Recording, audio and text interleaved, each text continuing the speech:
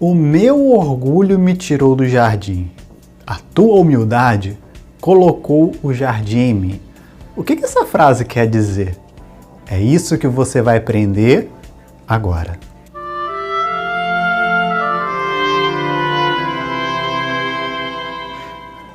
Eu sou Eric França e você está no canal Louvor Bíblico, um canal que tem por objetivo analisar as letras das canções gospel para saber se são ou não louvores bíblicos. E hoje vamos analisar a letra da canção Quero Conhecer Jesus, de Alessandro Vilas Boas. A canção que inclusive tem feito um sucesso tão extraordinário que já ultrapassou os limites do nosso país e já está fazendo sucesso lá nos Estados Unidos e já tem uma versão internacional em inglês que já passou dos 30 milhões de visualizações no YouTube. E a letra da canção começa dizendo bem assim: o meu orgulho me tirou do jardim, a tua humildade colocou o jardim em mim. O que isso significa? Eu peço que você tenha muita calma nessa hora e preste bem atenção comigo. Não é difícil de entender que aqui o autor está fazendo um jogo de antônimos, usando a humildade para contrapor com o orgulho e vice-versa. E ele já começa dizendo: o meu orgulho me tirou do jardim. Também não é muito difícil de entender que ele está fazendo referência ao Gênesis, ao fato do orgulho de Adão e Eva terem levado ao pecado e esse pecado ter sido a causa da expulsão do jardim. Mas não seria o pecado a grande causa da queda de Adão e Eva? Mas onde que o orgulho entra nisso tudo? Antes da gente entender isso, vamos para o dicionário? Eu preciso que você entenda como ler um dicionário. Perceba que quando você vê uma palavra no dicionário, existem alguns tópicos e cada tópico desse é uma definição para aquela palavra. E a palavra orgulho, como vocês podem acompanhar aqui na tela, tem dois significados. O primeiro deles é sentimento de prazer, grande satisfação com o próprio valor, com a própria honra. Essa é a primeira definição. A segunda definição já é uma definição de forma pejorativa, onde esse orgulho significa sentimento egoísta, admiração pelo próprio mérito, excesso de amor próprio, segura essa definição aí, arrogância e soberba. Perceba que essas duas definições estão se referindo à mesma palavra, mas vai depender do contexto no qual essa palavra for usada. Exemplo: Joãozinho está orgulhoso de ter passado na prova. Qual dessas duas definições é a mais adequada? A primeira, claro.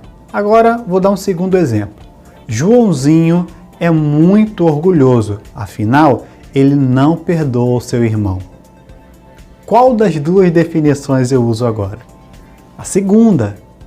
Entendeu? É a mesma palavra, mas existem duas definições diferentes para a mesma palavra. A gente vai entender isso de acordo com o contexto no qual ela é empregada. Então vamos voltar à letra da canção. Está falando assim, ó: o meu orgulho me tirou do jardim. Não há dificuldade de entender que o autor está fazendo referência à definição pejorativa, no sentido de arrogância, de soberba e principalmente excesso de amor próprio. Eric, o orgulho tirou Adão e Eva do jardim? Sim. Pensa comigo. Imagine alguém orgulhoso diante daquele fruto proibido. Ele olha para aquele fruto e, como ele ama a si próprio além do normal, ele vai olhar para o fruto e vai falar assim: vou comer. Eu vou comer. Tá, tudo bem que Deus disse que não é para comer, mas afinal de contas, eu quero comer. É o meu desejo comer. Ela é agradável aos meus olhos, parece ser agradável ao meu paladar, eu estou com vontade, eu quero e vou comer. Afinal de contas, eu me amo. Se eu me amo, eu quero o meu bem-estar. E o meu bem-estar nesse momento é satisfazer a minha vontade de comer esse fruto. Então eu vou comer. Não quero saber se é pecado ou não. Eu me amo acima de qualquer coisa, então eu vou comer.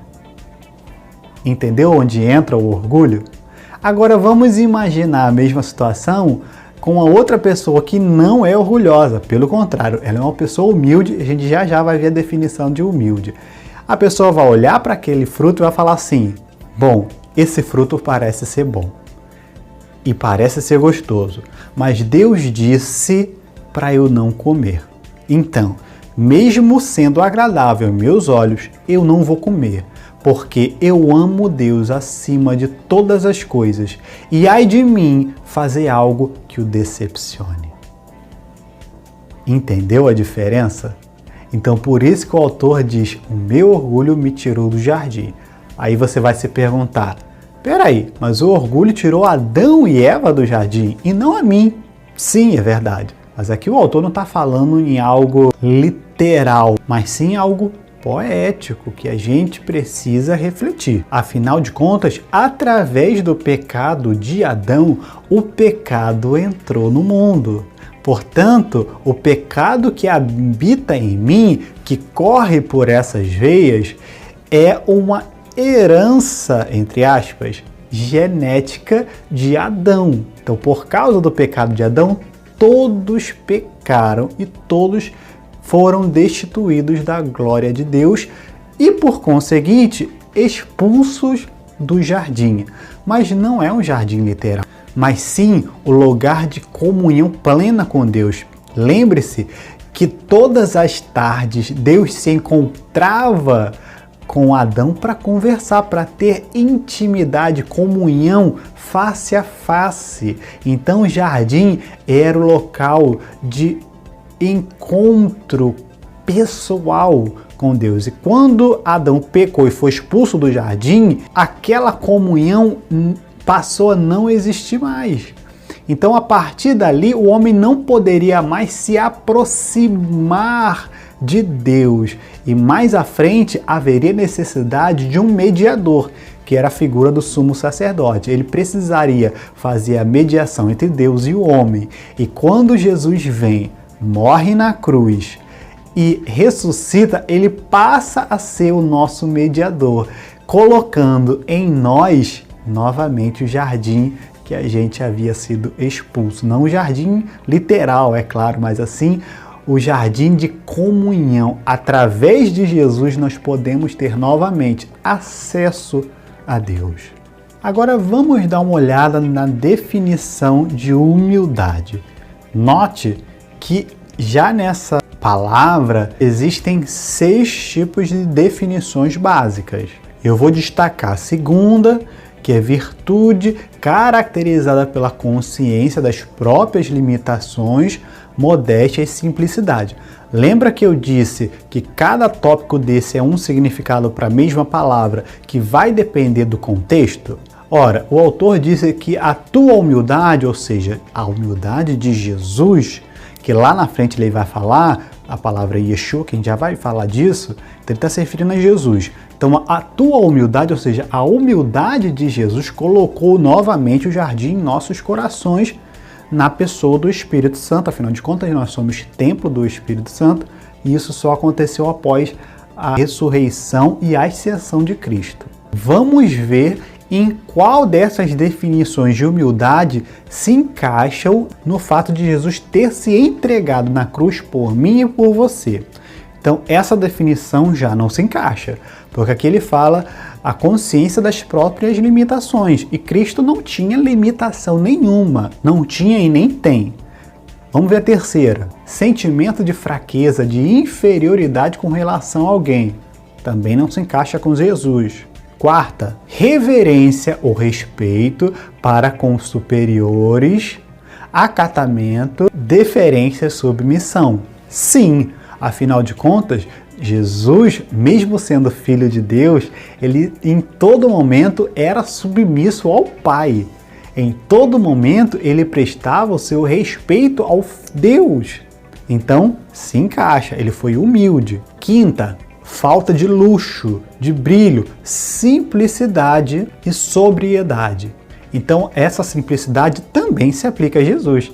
Sabemos que Jesus teve uma vida humilde, não tinha nada de luxo, ele não morava nos palácios, não morava com os fariseus, com aqueles grupos políticos, não. Jesus teve uma vida super simples, nasceu num vilarejo simplíssimo, teve uma vida super simples, sem nenhum luxo. Então essa definição se aplica a Jesus. E a última, sexta condição do que é desfavorecido economicamente, pobreza e penúria.